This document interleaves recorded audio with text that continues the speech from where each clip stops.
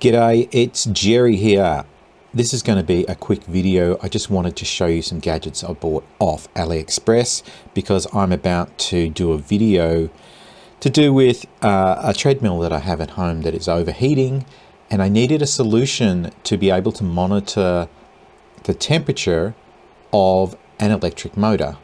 So I bought a temperature monitor from AliExpress. This is it here. So this is a dual display sensor with a couple of sensors here for not very much money. But because I was going to be connecting this to a large metallic motor, I decided to also try this out. So these are magnetic probes that actually will magnetically attach to my motor, and I don't have to worry about trying to attach these sort of probes.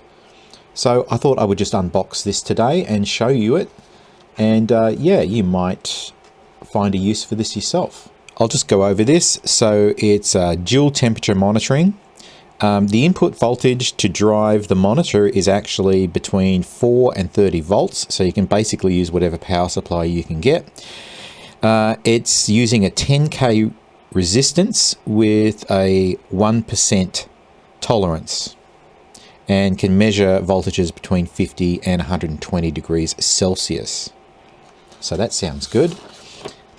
And then this sensor is basically just a sensor with a magnet on it, so you can easily attach it to whatever device that you want, as long as it's made of metal, obviously. Yeah, that was cheap. So both of these things come in at under $10 when you include GST. And if it works, this is going to be a great solution for me. Let's open the packages.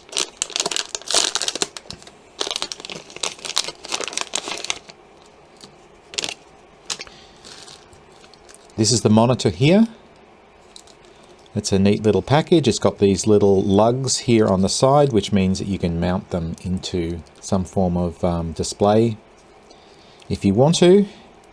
On the back, we've got our two sensors that come with it. These are very similar, I think, or maybe they're the same as the ones that are on my solar heater for my pool, except they just put a piece of plastic around it and then glue that to the roof next to my solar panel. So what else have we got? So we've got the power adapter cable, which is good, so that'll be here. And the two sensors just plug into the back there, and that should be it. So let's take a look at this. So I think I got the 2 meter long cable, which is good.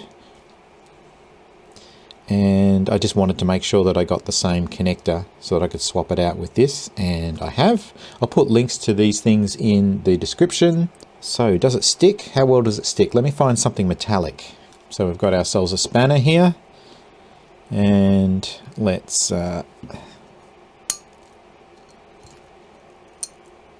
yeah, perfect. It's not massively strong, but it's definitely strong enough to withstand gravity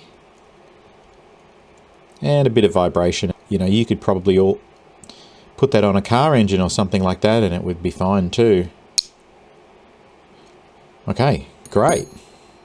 So what do we need to do now? Well, I think we should test it. I'll power this up from my bench power supply with a couple of different voltages just to make sure it is able to handle different voltages. We'll give it a bit of a test with the sensors that are provided, and then we'll test it with the magnetic ones and see how we go. Okay, I'm going to have to find some way of making this a bit more visible. I can't get any tape to stick to this silicone mat, so here's an old takeaway container. We'll see if we can't mount it in here.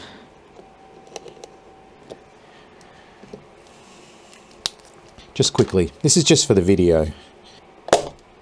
Oops. Also, I didn't realize takeaway containers were so brittle.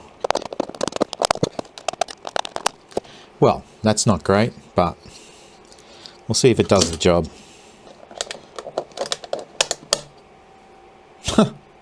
Perfect. Yeah, and that shows you how easy it is to mount these into panels and things like that.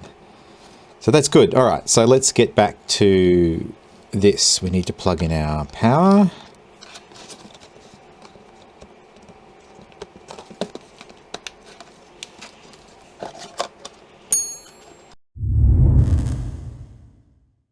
All right, so now for some power. I've got my bench power supply.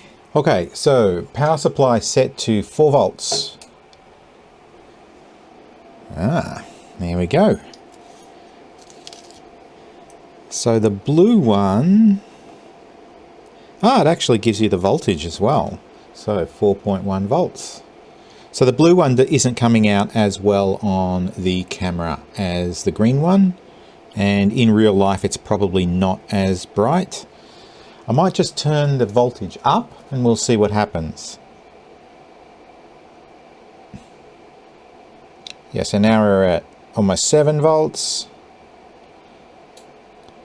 I'm more likely to find a 12 volt supply, so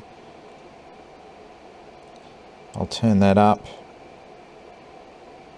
to 12 volts. Nice. Let me grab one of these sensors and hold it and see if it goes up. I don't know which one this is.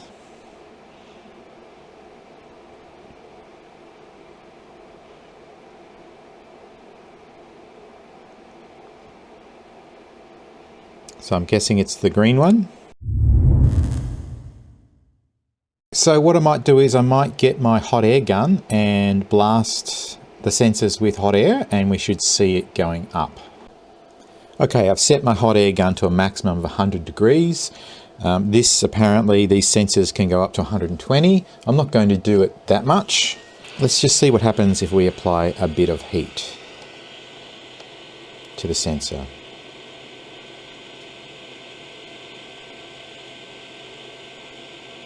Yep.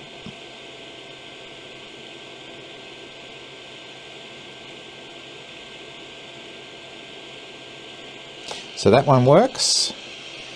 And let's try the blue one.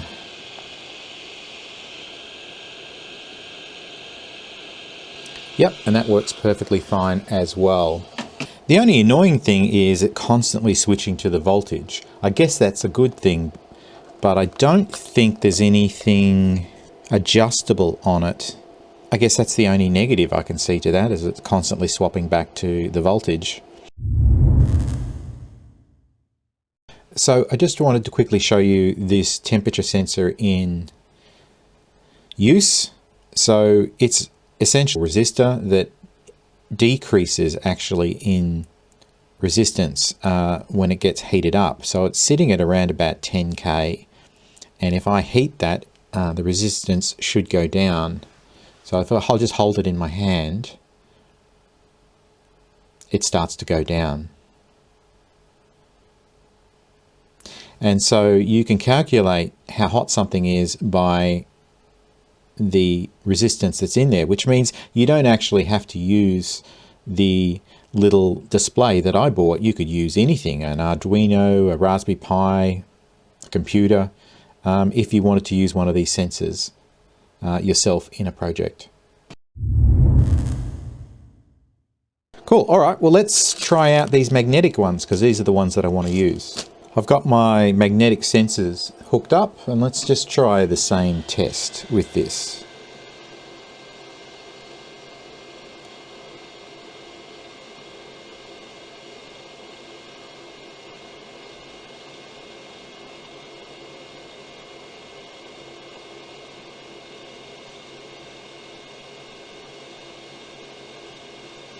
Yep, that works. And this one. So that one works as well. That's good. Now the idea, as I said to you, was to actually mount these onto an electric motor that I have on my treadmill because I'm worried that my treadmill is overheating, and that's a video that's going to be coming out soon if you're interested.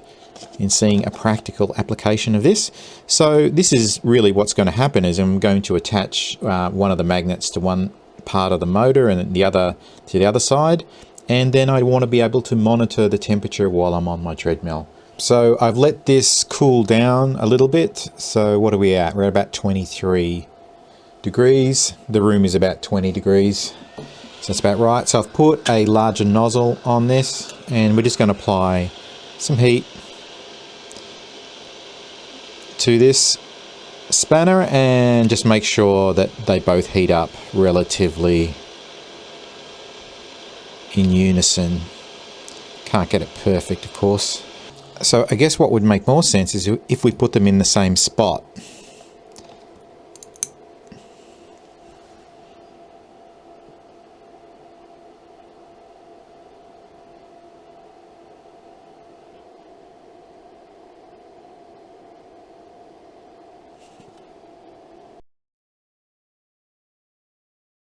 Okay, so I'm pretty happy with these. Like I said, I'm doing this for a practical reason. I have a treadmill that I'm not sure whether it's overheating, the motor in it is overheating or not. Either way, I would like to be able to permanently monitor the temperature of that motor, and this seems to be a perfect solution. If that sounds interesting to you, think about subscribing to my channel and you'll get notified when that video is released, which should be pretty soon. Anyway, links to the products will be down in the description. Hope you enjoyed that. I'll catch you on the next one. Ciao.